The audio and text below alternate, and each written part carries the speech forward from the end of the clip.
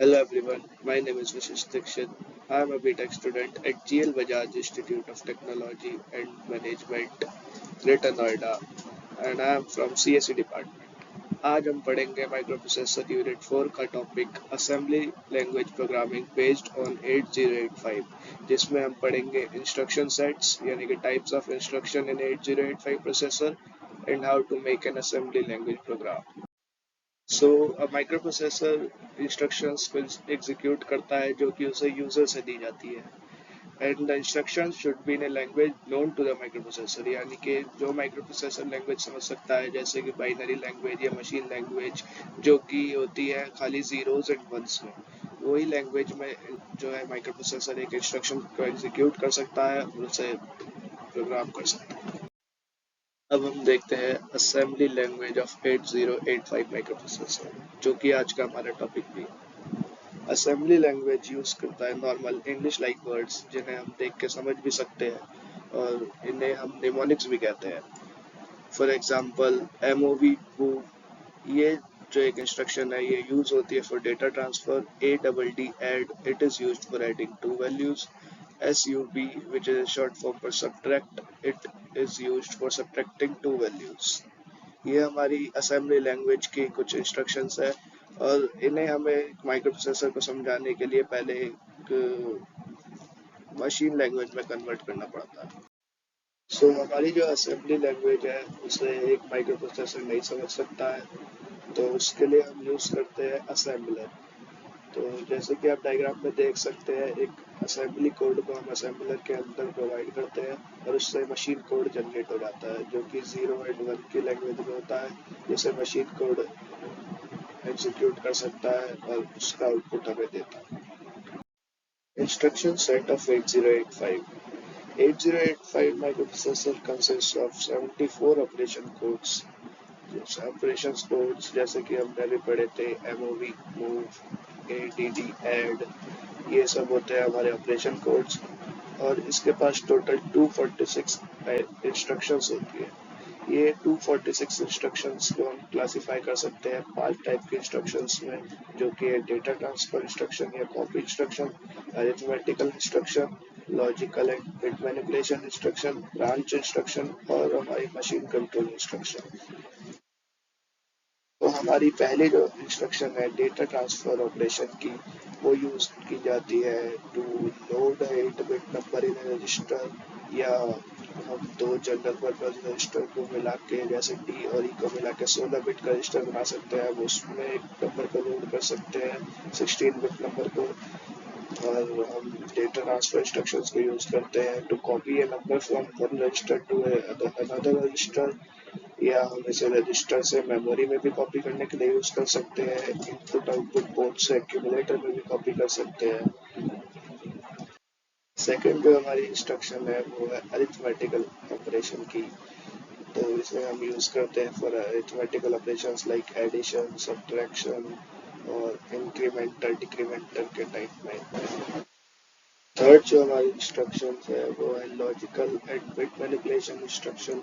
ये bitwise use की जाती है, एक एक बिट के ऊपर यूज होती है जैसे दो नंबर का एंड निकालने में, और निकालने में, एक्सऑर निकालने में जैसे लॉजिक गेट्स के थ्रू ये निकालते हैं. ये हम यूज कर सकते हैं to compare two 8 bit numbers या कोई नंबर का बिट निकालने के लिए या एक नंबर को लेफ्ट या राइट में रोटेट करने के लिए भी हम logical and bit manipulation instructions का यूज कर सकते हैं. फोर्थ जो हमारी इंस्ट्रक्शन है ब्रांचिंग ऑपरेशंस की.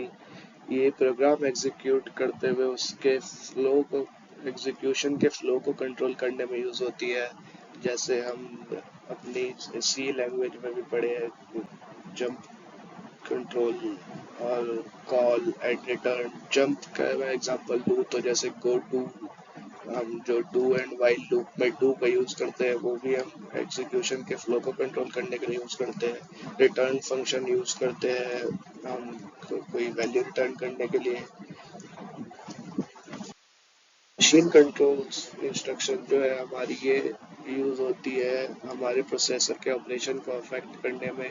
जैसे हमें हमारा एग्जीक्यूशन को भी रोकना है तो हम उसके लिए ऑपरेशन कोड यूज कर सकते हैं HLT या हम एक ऑपरेशन कोड यूज कर सकते हैं MOP, जिससे कि हम आगे के कोई भी प्रोग्राम को एग्जीक्यूट होने से रोक सकते हैं। डेटा ट्रांसफर इंस्ट्रक्शंस के कुछ एग्जांपल्स। तो पहला है MVIP, 4FH। ये एक हमारा इमीडिएट एड्रेसिंग मोड का इंस्ट्रक्शन है जो कि एक नंबर को सीधा एक रजिस्टर बी में ट्रांसफर कर देगा। दूसरा हमारा एग्जांपल है MOV A, B। ये हमारा मूव इंस्ट्रक्शन है जो रजिस्टर बी का अंदर के डेटा को रजिस्टर ए में ट्रांसफर कर रहा है। तीसरा जो हमारा है LXI H, 2050H। ये हमारे 16 बिट के नंबर के लिए यूज होने वाला इंस्ट्रक्शन है। इसमें हम 2050 एक हेक्साडेसिमल नंबर है, उसे हम HL नाम के रजिस्टर पेयर में लोड करते हैं। अगला हमारा जो इंस्ट्रक्शन है वो है move M, B।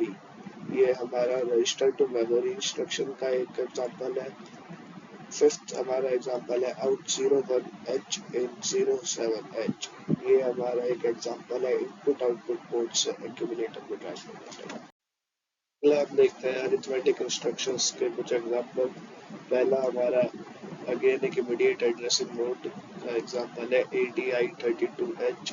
Immediate addressing mode होता है जहाँ पे हमें कोई रजिस्टर या मेमोरी का एड्रेस नहीं दिया गया होता, बल्कि डायरेक्ट हमें डेटा दिया हुआ होता है। तो ये इंस्ट्रक्शन हमारा 32H नाम के एक हेक्साडेसिमल नंबर को हमारे एक्यूमुलेटर उसके अंदर जो डेटा है उसमें ऐड कर देता है। अगली हमारा इंस्ट्रक्शन जो है वो है ऐड बी। ये एक डायरेक्ट रजिस्टर इंस्ट्रक्शन है जो रजिस्टर बी के अंदर के जो डेटा है उसे एक्यूमुलेटर में ऐड करता है। अगला जो हमारा इंस्ट्रक्शन है SUI32H। ये अगेन एक डायरेक्ट इमीडिएट एड्रेसिंग मोड का एग्जांपल है। Subtract 8 bit number 32H from accumulator. SUBC, subtract C, यानी कि जो रजिस्टर C के अंदर का डेटा है उसे एक्यूमुलेटर के अंदर के डेटा से सब्ट्रैक्ट कर देगा। INRD, ये हमारा इंक्रीमेंट ऑपरेशन का इंस्ट्रक्शन है जो कि रजिस्टर D के अंदर जो भी डेटा है उसे 1 से इंक्रीमेंट कर देगा। DCRE, ये हमारा जो भी रजिस्टर E के अंदर डेटा है उसे -1 कर देगा। Logical and bit manipulation instructions में हमने पढ़ा, ये यूज़ होती है एंड और एक्सोर ऑपरेशंस के लिए और कंपेयर करने के लिए, कॉम्प्लीमेंट निकालने के लिए। तो पहले इंस्ट्रक्शन में आप देख पा रहे हैं रजिस्टर H के डेटा को हम एक्यूमुलेटर के डेटा से लॉजिकली एंड ऑपरेशन परफॉर्म कर रहे हैं। दूसरे इंस्ट्रक्शन ORAL में हम रजिस्टर L के डेटा को एक्यूमुलेटर के डेटा के साथ लॉजिकली और ऑपरेशन परफॉर्म कर रहे हैं। XRAB में हम सिमिलरली B रजिस्टर के डेटा का एक्सॉर निकाल रहे हैं एक्यूमुलेटर के साथ। CMPC, ये कंपेयर इंस्ट्रक्शन है जिसमें रजिस्टर C को हम एक्यूमुलेटर के डेटा से कंपेयर कर रहे हैं। CMA, हम कॉम्प्लीमेंट निकाल रहे हैं एक्यूमुलेटर के अंदर का डेटा, जो जैसे कॉम्प्लीमेंट का हमें पता है एक 2 बाइनरी नंबर का कॉम्प्लीमेंट में 0 का 1 और 1 का 0 हो जाता है। तो CMA इंस्ट्रक्शन हमारे एक्यूमुलेटर के अंदर के डेटा को कॉम्प्लीमेंट कर देती है। RAL इंस्ट्रक्शन है हमारा एक्यूमुलेटर का जो डेटा है उसे रोटेट लेफ्ट करने के लिए। ब्रांचिंग इंस्ट्रक्शंस में हम देख सकते हैं जैसे कि हमारी पहली इंस्ट्रक्शन है JC2080H। ये एक कंडीशनल इंस्ट्रक्शन है जो कि जंप करेगी एक 16 बिट एड्रेस पर जब हमारा कैरी फ्लैग की वैल्यू होगी 1। दूसरी जो हमारी इंस्ट्रक्शन है JMP2050H, ये एक अनकंडीशनल जंप है, मतलब ये प्रोग्राम में जैसे ये लाइन आती है हमारा प्रोग्राम सीधा 2050H नाम के एक 16 बिट एड्रेस पे जंप कर जाएगा। और हमारी इंस्ट्रक्शन है कॉल 3050H, ये एक हमारे सब रूटीन को एक कॉल करने के लिए यूज होती है। फिफ्थ इंस्ट्रक्शन हम देख सकते हैं CNC 3050H, ये भी एक कंडीशनल कॉल है, जब हमारा कैरी फ्लैग 0 होगा तभी इंस्ट्रक्शन कॉल होगी। और RET फंक्शन को हम यूज करते हैं to return back from the call, और RZ को यूज करते हैं जब हमारा जीरो फ्लैग 1 होता है तब मशीन इंस्ट्रक्शंस के एग्जांपल की हमने बात कर ही ली थी, मशीन कंट्रोल इंस्ट्रक्शंस की, जो कि होती है HLT तो स्टॉप प्रोग्राम एग्जीक्यूशन और NOP to not perform any operation. तो अब हम देखते हैं कि हम एक प्रॉब्लम को एक हमारी असेंबली लैंग्वेज में कैसे राइट कर सकते हैं, कैसे हम असेंबली लैंग्वेज जनरेट कर सकते हैं एक प्रॉब्लम के लिए। तो उसके लिए जो हमें स्टेप्स फॉलो करने हैं वो है, सबसे पहले एनालाइज द प्रॉब्लम। तो हमें प्रॉब्लम को अच्छे से पढ़ के समझना होगा कि प्रॉब्लम हमसे क्या मांग रही है। डेवलप प्रोग्रामिंग लॉजिक, मतलब हमें एक लॉजिक डेवलप करना पड़ेगा कि हमें पहले ये वाला स्टेप फॉलो करना चाहिए, फिर ये वाला स्टेप। राइट एन एल्गोरिथम, जैसे कि हम अपनी कोडिंग में भी हम सीखे ही है कि सबसे पहले हमें एल्गोरिथम बनाना चाहिए ताकि हमारे पास एक आइडिया रहे कि हमें कैसे कैसे स्टेप्स को फॉलो करना है। मेक ए फ्लो चार्ट भी हम यूज करते हैं to understand the question better. और फिर हम अपने असेंबली लैंग्वेज प्रोग्राम को डेवलप कर सकते हैं, जो कि बाद में एक असेंबलर के थ्रू मशीन कोड में कन्वर्ट होकर माइक्रो प्रोसेसर से एग्जीक्यूट होता है। सो असेंबली लैंग्वेज प्रोग्राम बनाने का एक एग्जांपल हम यहाँ पर देखते हैं। तो हमारा प्रॉब्लम है कि write a program to add 2 8-bit numbers in assembly language. यहाँ पर थोड़ा लिखने में थोड़ी गलती है, तो हम सबसे पहले उसके लिए एल्गोरिथम बनाएंगे। तो हमारा एल्गोरिथम जो रहेगा, सबसे पहले हमें जो 2 नंबर को ऐड करना है उन्हें हम एक एक रजिस्टर, जैसे रजिस्टर D में लोड कराएंगे, दूसरे वाले नंबर को रजिस्टर E में स्टोर कराएंगे, फिर हम उन्हें ऐड करेंगे। तो हम रजिस्टर D का जो डेटा है उसे हम एक्यूमुलेटर में डालेंगे और फिर रजिस्टर E के डेटा को एक्यूमुलेटर में ऐड कर देंगे, और फिर हम उस रिजल्ट को एक तीसरे रजिस्टर C में डालकर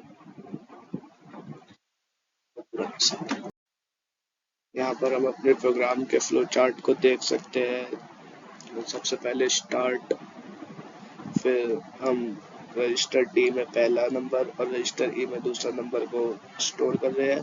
फिर जो रजिस्टर D के अंदर का नंबर है उसे एक्यूमुलेटर में कॉपी करते हैं, फिर एक्यूमुलेटर के डेटा में रजिस्टर E के डेटा को ऐड करके फिर एक्यूमुलेटर के नंबर को हम एक तीसरे रजिस्टर C में स्टोर कर लेते हैं। जो हमने एल्गोरिथम में भी सेम प्रोसेस पढ़ा, वही हमने फ्लो चार्ट में बना कर देखा ताकि हमें थोड़ी ज़्यादा क्लियरिटी हो।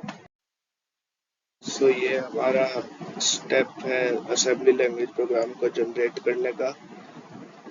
तो इसमें हम देख सकते हैं, जैसे हमने देखा एल्गोरिथम के थ्रू एंड हमारे फ्लो चार्ट के थ्रू, कि सबसे पहले हमें रजिस्टर D में हमारा पहला डेटा को स्टोर करना है। इसको मैं रेड पेन से दिखाता हूँ। अभी हमने यहाँ पे MPID, 2H, जो हमारा नंबर है 2H, इसे हमने D नाम के रजिस्टर में स्टोर कर लिया। अब इसके बाद हम दूसरा स्टेप फॉलो करते हैं। नंबर 3H को रजिस्टर E के अंदर स्टोर करा है MPIE, 3H इंस्ट्रक्शन से। फिर हमने हमारा जो रजिस्टर D के अंदर डेटा है उसे एक्यूमुलेटर के अंदर ट्रांसफर करा है MOV मूव इंस्ट्रक्शंस के थ्रू। फिर हमने एक्यूमुलेटर के अंदर रजिस्टर E का डेटा को ऐड करा, और जो हमारा रिजल्ट आया है एक्यूमुलेटर के अंदर उसे हमने एक तीसरे रजिस्टर C के अंदर ट्रांसफर कर दिया, और फिर हमने अपना ये एक मशीन कंट्रोल इंस्ट्रक्शन HLT उसे पास कराया, जिससे हमारा प्रोग्राम एग्जीक्यूशन बंद हो गया। तो ये हमारा असेंबली लैंग्वेज प्रोग्राम है 2 8-bit नंबर्स को ऐड करने के लिए।